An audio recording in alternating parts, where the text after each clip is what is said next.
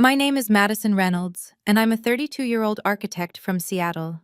Imagine being told to leave your own house, the one you saved 5 years to buy, by someone who hasn't paid a single cent toward the mortgage. That's exactly what my mother did after living rent-free in my home for nearly a year. She actually stood in my living room, looked me in the eye, and said, if I didn't like living with family, I could leave. But what she didn't know was that I had already scheduled a meeting with my real estate attorney. What happened next changed our family dynamic forever.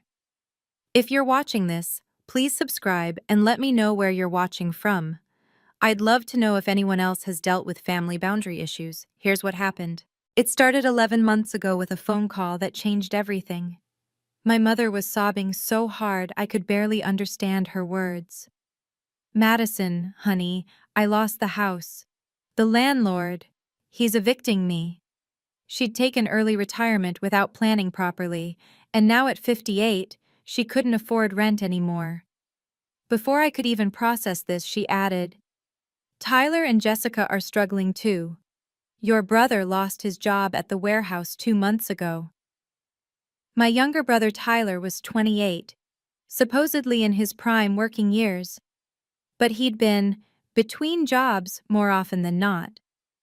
His wife Jessica worked part-time at a boutique downtown, maybe 20 hours a week. Just for a few months, sweetheart, Mom pleaded, until we get back on our feet. How could I say no? This was my mother, the woman who raised me alone after Dad left. So I said yes.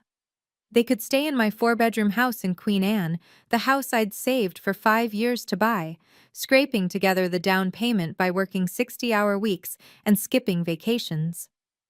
Let me be clear about the finances here. My monthly costs were substantial. The mortgage was $2,100, utilities ran about $400, internet and cable another $200, and homeowner's insurance $300. That's $3,000 every single month, not counting groceries, maintenance, or the property taxes I paid quarterly. When they moved in that rainy October weekend, I watched the U-Haul pull up with all their belongings. Mom hugged me tearfully, Tyler gave me an awkward pat on the shoulder, and Jessica commented on how lucky I was to afford such a nice place. I remember thinking it would be nice to have family around for the holidays.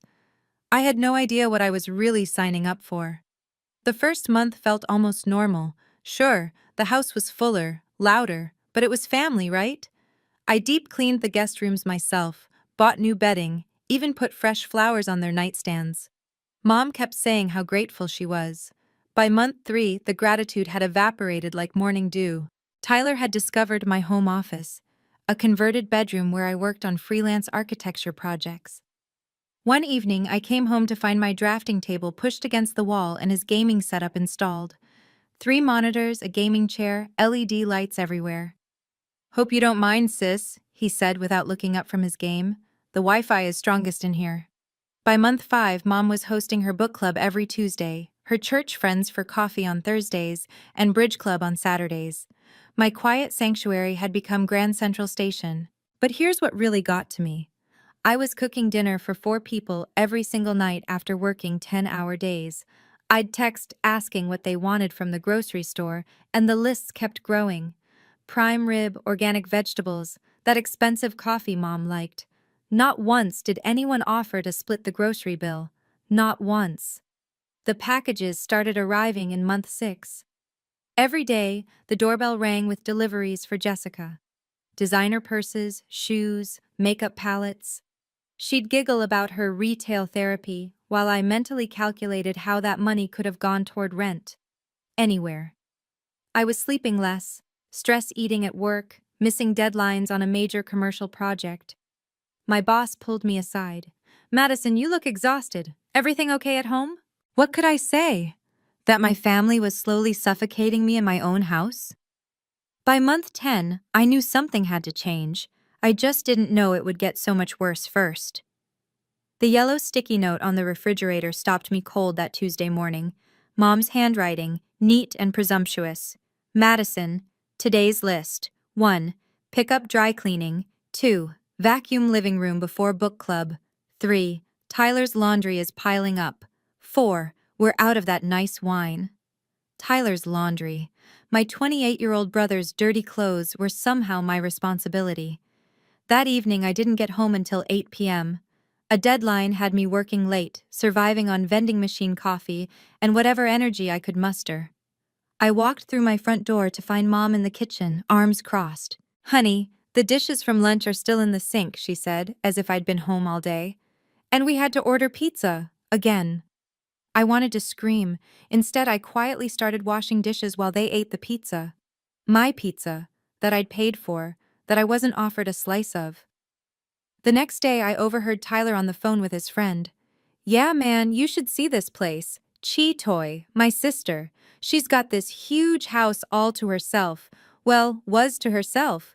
Pretty wasteful if you ask me. 4 bedrooms, and she was just rattling around alone." Rattling around. In the house I'd earned. Friday brought Jessica's contribution to my humiliation. She cornered me while I was trying to work from home, a rare opportunity I'd fought for. "Madison, can I ask you something?" She didn't wait for an answer. "How come you never date? I mean, you're not getting younger, and maybe if you weren't so particular, you'd have someone to share all this with." Particular. Because wanting basic respect in my own home made me difficult. That night, I stared at my mortgage statement. $1,200 I paid alone. Every single month. 3 days later, I tried. I really tried to approach this delicately. After dinner, that I'd cooked, naturally, I cleared my throat. "So, it's been almost a year since you all moved in," I started carefully. "Maybe we should talk about next steps.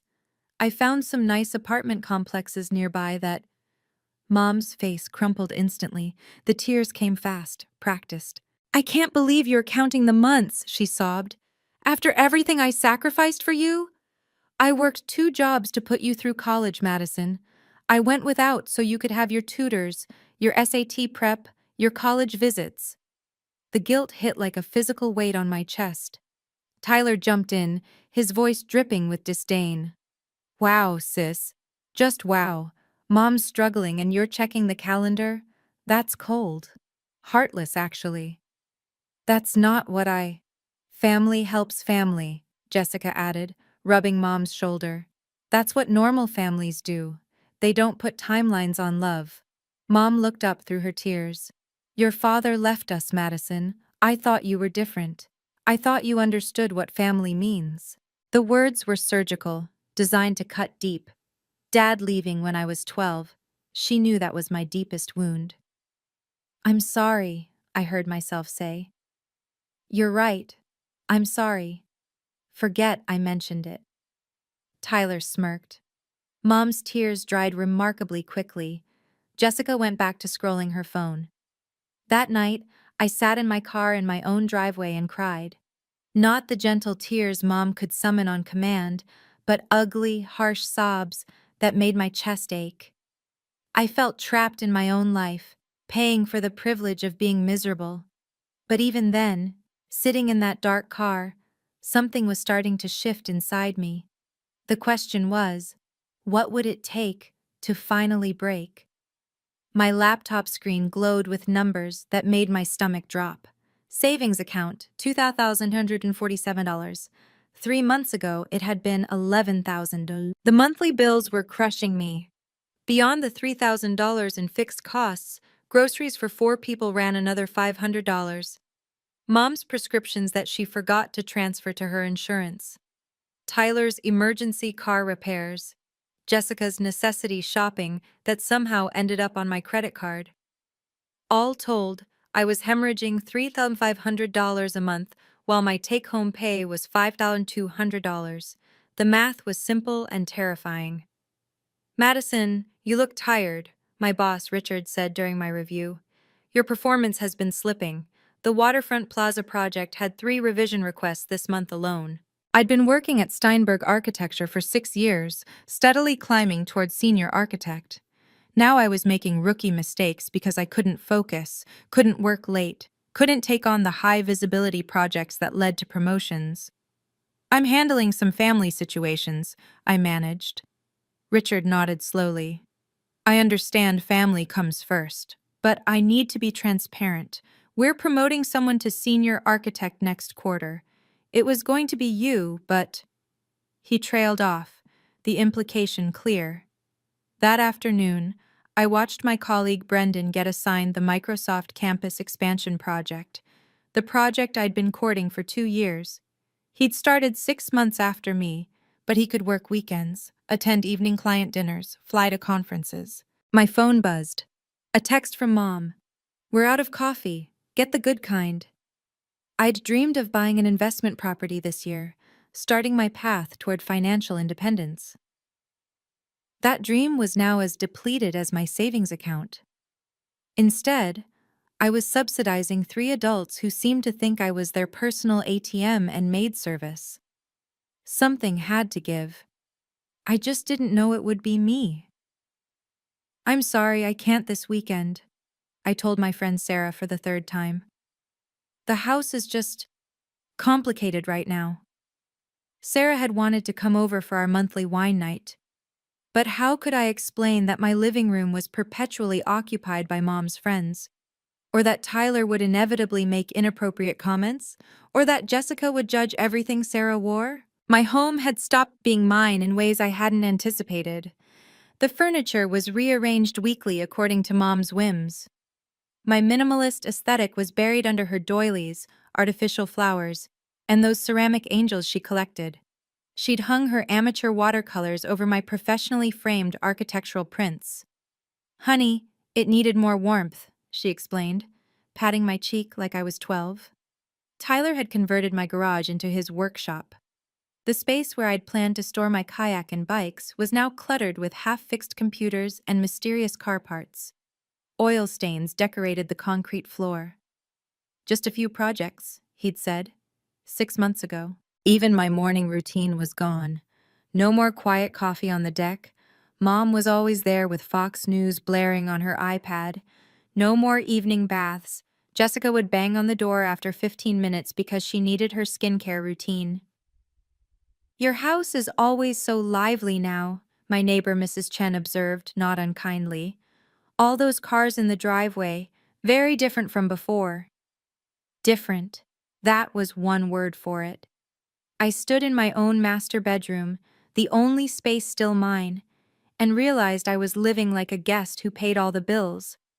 The house I'd worked so hard for had become a prison with an open-door policy for everyone but me. That night, I opened my laptop and typed something I never thought I would: real estate attorney Seattle. I practiced the speech all week. In the shower, during my commute, lying awake at 3 a.m. Calm, reasonable, fair. Sunday dinner seemed like the right moment. I'd made Mom's favorite pot roast, set the table with the good plates, even opened a bottle of wine. My hands shook slightly as I served everyone. I wanted to talk to you all about something important, I began, my voice steadier than I felt. Tyler didn't look up from his phone. Jessica was photographing her plate for Instagram. Only Mom gave me half her attention. It's been almost a year since you moved in, I continued. I think it's time we make a plan for you to find your own place. Silence. I've found several nice apartments in the area, 2 bedrooms, good neighborhoods.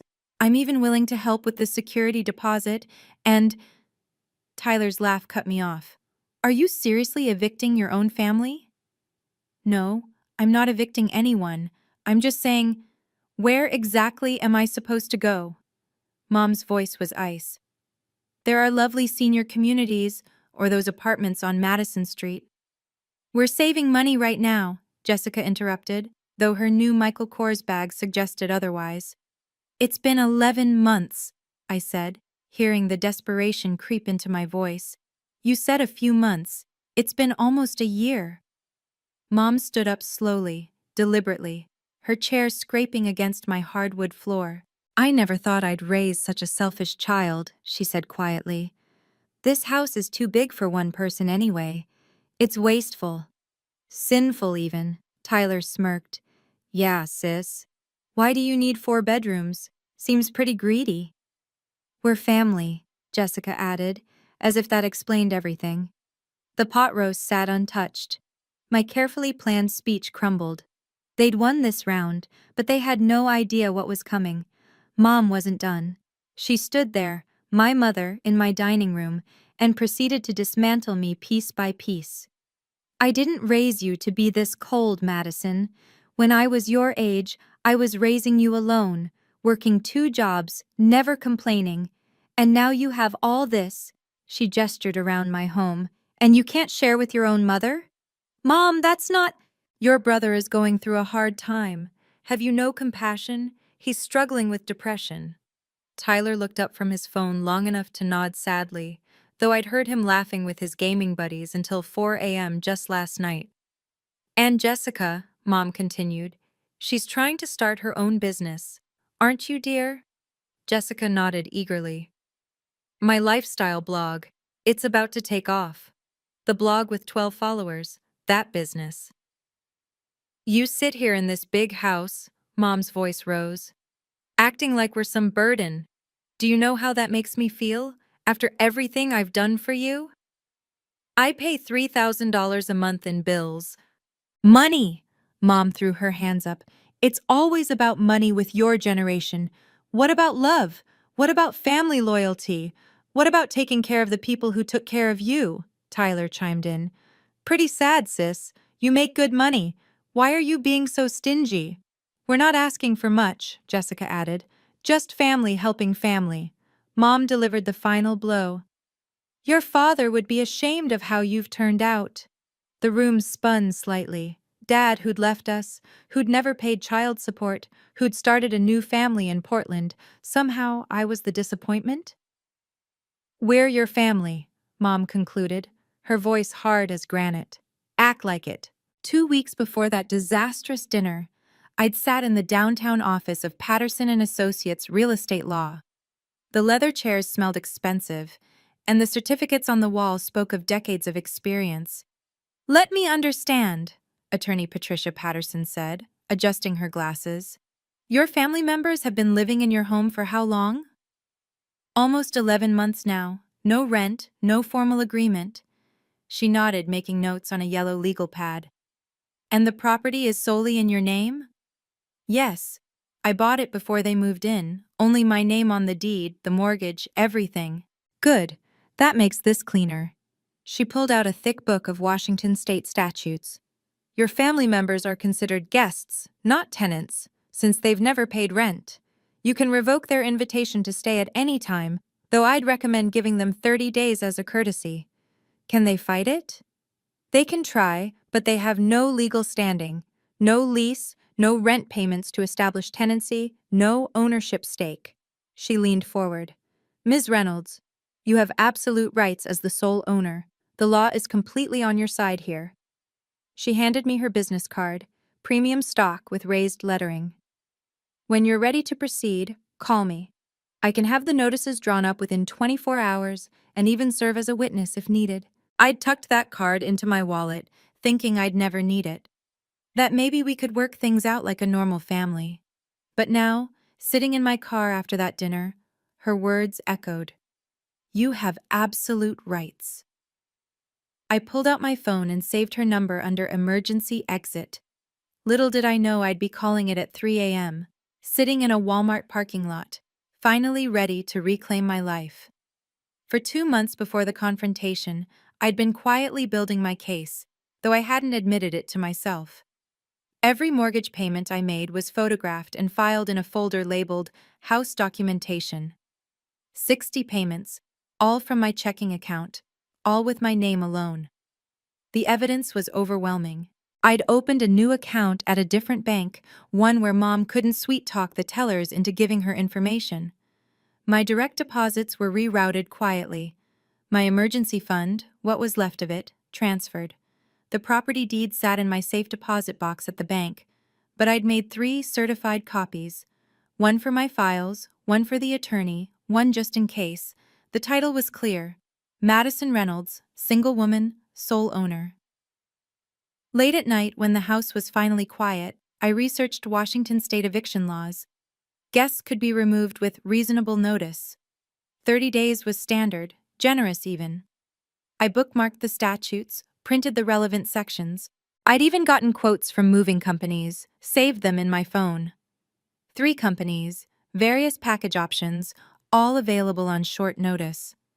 Because I knew if I asked them to leave, I needed to be prepared to help them go. The preparation felt like betrayal and self-preservation all at once. Every document I gathered was a small act of rebellion against the guilt they'd instilled in me. "Why are you so secretive lately?" Mom had asked once, catching me closing my laptop quickly. "Just work stuff," I'd lied, my heart racing. But it wasn't work. It was my escape plan, meticulously documented and legally bulletproof. I was done being a victim in my own home. The papers in my safe deposit box weren't just documents, they were my declaration of independence. If you've ever felt like a stranger in your own home, or had family members who didn't respect your boundaries, hit that like button. I know this story might be triggering for some of you who've dealt with similar situations. Comment below if you think I was too patient. Should I have spoken up sooner? And please share this video with anyone who needs to hear that it's okay to set boundaries with family. Let's continue. Mom wasn't finished with her assault. After calling me selfish, after invoking my absent father, she delivered the killing blow. "If you don't like living with family," she said, each word deliberate and cutting, "then you can leave." The words hung in the air like a challenge. Tyler actually laughed. Jessica smirked behind her wine glass. "I'm sorry, what?" I managed. "You heard me." Mom sat back down, settling into my dining room chair like a queen on her throne. "If you're so unhappy with the arrangement, you're free to go. Tyler and Jessica can help with the bills." Tyler nodded eagerly. "Yeah, I'm starting that coding boot camp next month. I'll have a job in no time." The coding boot camp he'd been starting next month for the past 6 months. "This is my house," I said quietly. "This is a family home now," Mom corrected. "Not just yours. We've been here a year. We've made it a home. A real home, with family dinners and warmth. Something you never managed on your own." Jessica added her poison. "Maybe you could get a studio apartment downtown, closer to your work, more appropriate for a single woman." Appropriate. For a single woman. In my own house that I'd bought with my own money. "We'd take good care of the place," Tyler offered magnanimously. "Better than you do, honestly. You're never here anyway." I stood up slowly, mechanically. My hands weren't shaking anymore. Something inside me had gone very quiet, very cold. "Where are you going?" Mom called as I headed to the stairs. "To pack," I said without turning around. "Don't be dramatic, Madison." But I wasn't being dramatic. I was done. They wanted me to leave? Fine. But they had no idea what they'd just unleashed. I didn't slam doors, didn't yell, didn't give them the satisfaction of seeing me break. In my bedroom, I moved with robotic precision. Wallet, phone, laptop, car keys, a change of clothes in my work bag, the emergency credit card I kept hidden, my safe deposit box key. "Madison?" Mom's voice drifted up the stairs. "Stop being childish." I walked past her without a word, past Tyler, who was already back on his gaming headset, past Jessica, who was taking selfies with her wine glass. "Where are you going?" Mom demanded. "You told me to leave," I said simply. "So I'm leaving." I didn't mean, "Madison, don't be ridiculous." But I was already at the door. My door. Of my house. That I was walking out of because my own mother had told me to. "Madison Elizabeth Reynolds, you get back here right now." I turned to face her one last time. "Mom, you've made it very clear that this is your family home now. Enjoy it." The door closed with a quiet click. No drama, no scene, just done. I sat in my car for 30 seconds, engine running, waiting to see if anyone would come after me. The porch light didn't even flicker. No one came. I drove to the Walmart parking lot on Aurora Avenue. It was well lit, had security cameras, felt safe enough. I parked between 2 RVs and turned off the engine. 9:47 p.m. I was homeless. By choice. Sitting in my paid-off Mazda while three adults occupied my $650,000 house rent-free. But for the first time in 11 months, I could breathe. And more importantly, I could plan. At 3 a.m., the plan would begin. Can you believe she actually told me to leave my own house? The house I paid for? At this point in the story, what would you have done? Would you have called the police, gotten a lawyer, or something else? Drop your thoughts in the comments. I read every single one. And if you're not subscribed yet, please hit that subscribe button and the bell icon so you don't miss what happens next. This is where things get really interesting. At 3 a.m., the Walmart parking lot was quiet, except for the occasional truck delivering goods. I opened my laptop, tethering it to my phone's hotspot. Time to transfer the crown. Seattle City Lights website loaded first. Thanks to the online account I'd set up years ago, changing the account holder was surprisingly simple. Barbara Reynolds, I typed. Same service address. Effective date, tomorrow, 8 a.m. Account holder update successful, the screen confirmed. Next, Seattle Public Utilities. Water, sewer, garbage. Barbara Reynolds, submit. Comcast was trickier. I couldn't just transfer it. Mom wasn't a current customer, so I scheduled a service cancellation instead. Effective tomorrow at noon. Let them figure out how to get their own internet. The Homeowners Association was next. I logged into their portal and updated the primary contact.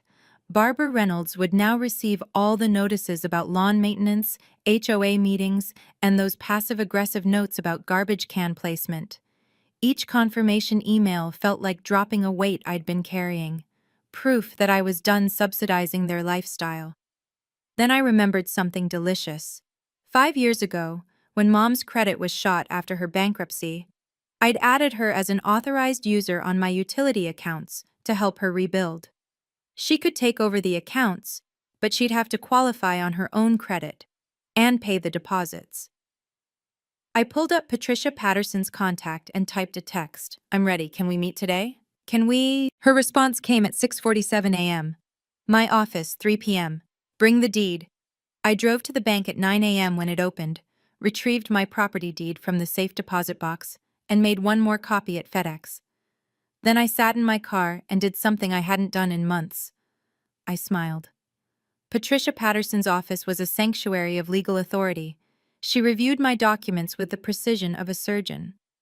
The deed is clear. Mortgage payments all from your account. Excellent record keeping. She looked up. You've made this very straightforward. What happens next? I'll prepare a formal notice to vacate. 30 days is generous for guests. I'll also draft a letter clarifying the ownership situation, just to prevent any confusion. She pulled out official forms. I can serve as witness when you deliver these. Actually, I said, could you come to the house? I want to do this properly. Her smile was sharp. I charge $200 for house calls, but yes, when? Today, 3 p.m. I'll text them about a family meeting. I composed the text carefully. Family meeting at 3 p.m. today. Important. Please be home. Mom replied instantly. Finally coming to your senses? Tyler. Whatever. Jessica didn't respond, but I knew she'd be there. She wouldn't miss potential drama. At the bank, I printed 5 years of mortgage payments, 60 payments all from my account. The teller, recognizing me, asked if everything was okay. Better than okay, I said. I'm setting boundaries.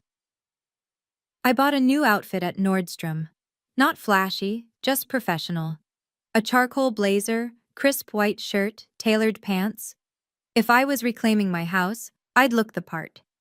Patricia had the documents notarized and organized in a leather portfolio. Remember, she said, stay calm. Let the documents do the talking. You're not asking permission, you're informing them of the legal situation. At 2:45 p.m., I sat in my car outside my own house. 3 cars in the driveway. They were all home. Patricia pulled up in her Mercedes, briefcase in hand. "Ready?" she asked. I'd never been more ready. We walked through my front door at 2:58 p.m. The TV was blaring some reality show. Mom was on my couch, Tyler sprawled in my recliner, Jessica painting her nails at my dining table. "Madison!" Mom stood up, then froze when she saw Patricia. "Who's this?" "This is Patricia Patterson," I said evenly. "She's a real estate attorney." The TV suddenly seemed very loud. Tyler actually sat up straight. Jessica's nail polish brush stopped mid-stroke. "A lawyer?" Mom's voice pitched higher. "What is this about?" Patricia stepped forward, professional and composed. "Mrs. Reynolds, I'm here to witness a formal notice regarding this property." "What notice?" "Madison, what have you done?" Patricia set her briefcase on the coffee table with a decisive click. The sound seemed to echo. She opened it slowly, revealing neat stacks of documents. "First," Patricia said, pulling out a thick document, "this is the property deed for this house." She held it up. There, in bold letters, "Madison Reynolds, single woman." "This house is solely owned by Ms. Madison Reynolds," Patricia continued. "She purchased it 5 years ago, before any of you moved in." Tyler tried to laugh. "We know it's her house. So what?" "So," Patricia said, pulling out the next document, "as the sole owner, she has the right to determine who lives here." Mom sank back onto the couch. "Madison, stop this nonsense right now." But Patricia wasn't done. She pulled out the stack of mortgage payments. "These are 5 years of payments, all from Ms. Reynolds' personal account. No contributions from anyone else in this room." The silence was deafening. Even the TV seemed quieter. "I'm here to witness the delivery of a formal notice," Patricia announced. Jessica finally spoke. "What kind of notice?" Patricia smiled. It wasn't a warm smile. "A notice to vacate." Patricia pulled out the formal notice, crisp and official, with a gold notary seal at the bottom. "I'll read this aloud for clarity," she said, adjusting her glasses. "Notice to vacate premises. The property located at 4827 Queen Anne Avenue North, Seattle, Washington, is solely owned by Madison Reynolds, as documented by deed recorded on March 15, 2019, with King County Records." Mom's face had gone pale. Tyler's mouth hung slightly open. "All current occupants, Barbara Reynolds, Tyler Reynolds, and Jessica Reynolds, are considered guests without tenancy rights. You are hereby given 30 days' notice to vacate the premises. This notice is effective immediately, dated today." Patricia paused, letting the words sink in. "Failure to vacate by the specified date will result in formal eviction proceedings through King County Superior Court." She handed the notice to Mom, who didn't take it. It fluttered onto the coffee table. "This is completely legal and enforceable," Patricia added. "Washington state law is very clear about property rights." Tyler found his voice. "You can't just kick us out. We live here." "You're guests," Patricia corrected. "Guests who've been asked to leave by the legal owner." I stepped forward and signed the notice in front of everyone. My signature was steady, decisive. "Madison," Mom whispered, "you're evicting your own mother?" I finally spoke. "No, Mom, I'm ending your guest status, just like you ended mine last night when you told me to leave my own house." Patricia pulled out 3 more copies. "Each of you gets a copy. I recommend you begin making arrangements immediately." Jessica's voice was shrill. "This is illegal. We have rights." Patricia pulled out another document. "These are the relevant Washington state statutes. You're welcome to consult your own attorney, though I doubt they'll tell you differently." Mom stood up, shaking. "Madison, you cannot do this to your mother." "Mrs. Reynolds," Patricia interjected calmly. "She absolutely can, and she is." Tyler jumped up, face red. "We have rights. We've been here a year. That makes us tenants." Patricia pulled out another paper. "Actually, Mr. Reynolds, tenancy requires either a lease agreement or regular rent payments. You have neither. These mortgage payment records show only Madison's name. Have you ever paid rent?" "We're family," he sputtered. Family status doesn't override property law, Patricia replied smoothly. Jessica was frantically Googling on her phone. It says here we should have 60 days. That's for tenants, Patricia corrected. Your guests. Different legal classification. Mom tried a different approach. This is a family home. We've made it our home. I finally spoke, my voice clear and steady. No, Mom. It's my home. You made that very clear last night when you told me to leave if I didn't like the arrangement. I didn't mean, you said, and I quote, you can leave. You said this was a family home now, not just mine. Well, here's the legal reality. I gestured to the documents. It's mine. Only mine. Always has been. Tyler kicked the coffee table. This is bullshit. You can't throw us out. Mr. Reynolds, Patricia said sharply, I'd advise against property damage. It could result in immediate removal by law enforcement. That stopped him cold. Mom sank back down, suddenly looking older. Where are we supposed to go? The same place you expected me to go last night, I said. Anywhere else? Patricia closed her briefcase. My card is with the documents. If you have questions, have your attorney call me. Madison, I'll be in touch. She left, her heels clicking on my hardwood floors. Day 2 brought reality crashing down on my family. The first call came at 8:17 a.m. Mom, panicked. Madison, the electricity company is calling about a setup fee. $400, what did you do? I transferred the account to your name, like you wanted. The house is yours, remember? But I don't have... Click. I hung up. By noon, the internet was off. Tyler called from his cell phone, burning through his data. The Wi-Fi's down. I have a raid scheduled. Comcast was in my name. You'll need to set up your own account. They want a deposit, $300. Then pay it. I don't have it. Then you have a problem. Day 3, Jessica called. The water company wants $600. Security deposit plus setup. This is insane. Welcome to homeownership, I said. Or in your case, home rental. By day 5, the reality had fully set in. Mom texted, the bills would be over $3,000 a month. We can't afford that. I didn't respond. Day 7 brought a call from Mrs. Chen next door. Madison, dear, there's a U-Haul in your driveway. Is everything okay?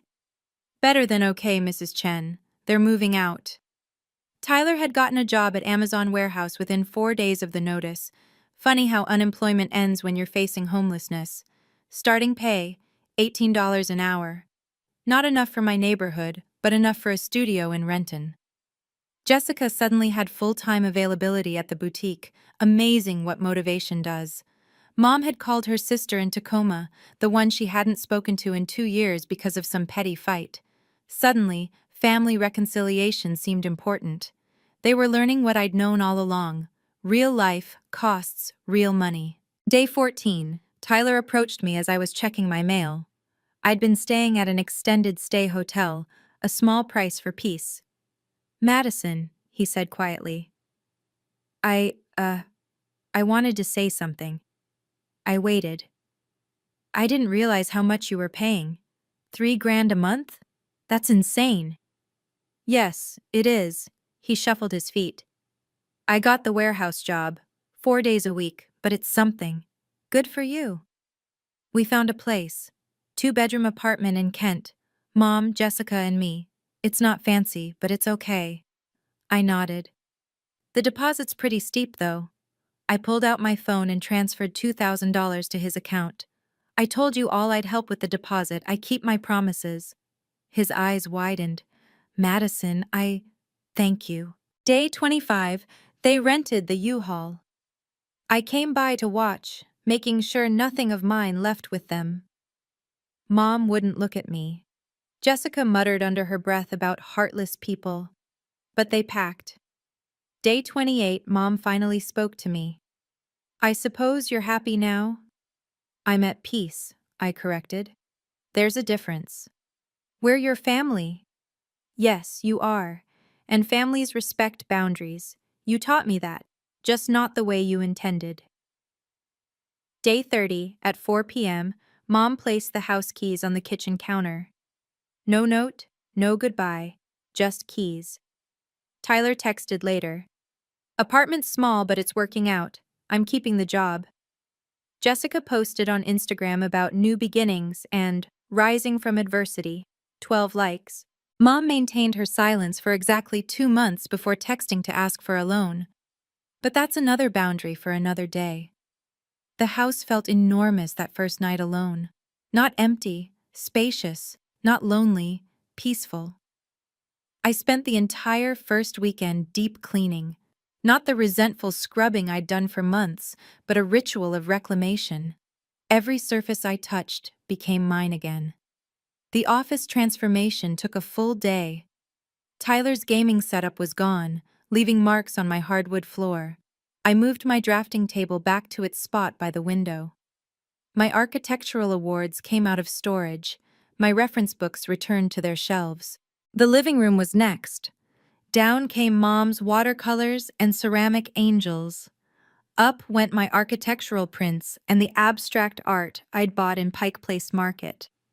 My minimalist aesthetic breathed again. For the first time in a year, I hosted dinner. Sarah brought wine, David brought dessert, and Catherine brought her new boyfriend. We ate at my dining table, no sticky notes with chore lists, no guilt trips, just laughter.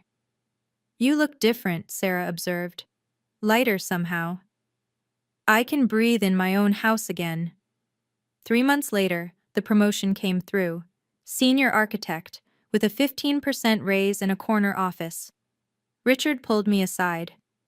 Whatever was going on before, I'm glad you worked it out. This is the Madison we hired. I started dating again. James, a software engineer who respected boundaries and had his own place. He cooked dinner at my house, and we ate in peaceful silence, no one demanding to be served. 6 months post-Exodus, my savings account had recovered to $8,000. The investment property was back in my 5-year plan. Mom finally texted, "Can we visit for Thanksgiving?" My response, "You're welcome to visit, 3-hour maximum, no overnight stays." She didn't reply, but she also didn't argue. Progress. 2 months after the silence, Mom texted, "Madison, I need to borrow $500 for rent." I stared at the message for a full minute before responding. "I can't help with that. Have you looked into assistance programs? Your own mother?" My own boundaries. She didn't text again for 3 weeks. When Thanksgiving came, I invited them for dinner, with conditions. 3 hours, 2 p.m. to 5 p.m., no staying over. They came. It was awkward. Mom commented on the cold decor. Jessica mentioned how empty the house felt. Tyler at least had grown. "Thanks for dinner, sis. Your house looks good." Christmas brought another test. "Can we stay just one night? Hotels are so expensive." "There's a La Quinta 10 minutes away. I'll send you the link." But here's the thing about boundaries. They taught my family to respect me. Tyler now calls before visiting. He has his own apartment, pays his own bills, and recently got promoted to shift supervisor. Mom learned to ask, not demand. "Would it be okay if I visited next Sunday?" replaced, "I'm coming over." Jessica and Tyler separated 6 months later. Turns out financial pressure reveals character. Tyler kept the apartment and his job. Jessica moved back to her parents in Spokane. The most surprising change? My relationship with Mom slowly improved. Without the daily resentment, we could actually talk. She even admitted, once quietly, "I took advantage. I see that now." "We both learned something," I offered. "You learned to stand up for yourself. And you learned that I would." Family doesn't mean accepting disrespect. Love doesn't require sacrificing your peace. And sometimes the kindest thing you can do is show people exactly where the line is, even if you have to do it with legal documents. Thank you so much for watching my story. If this resonated with you, please give it a thumbs up and share it with someone who needs to hear that it's okay to set boundaries, even with family. Especially with family. Comment below. What's the hardest boundary you've ever had to set? And what happened after? Don't forget to subscribe and hit the bell icon for more stories about standing up for yourself with dignity and grace. Remember, loving someone doesn't mean letting them walk all over you. Your peace of mind is worth protecting. Until next time, this is Madison reminding you that you deserve respect in your own home.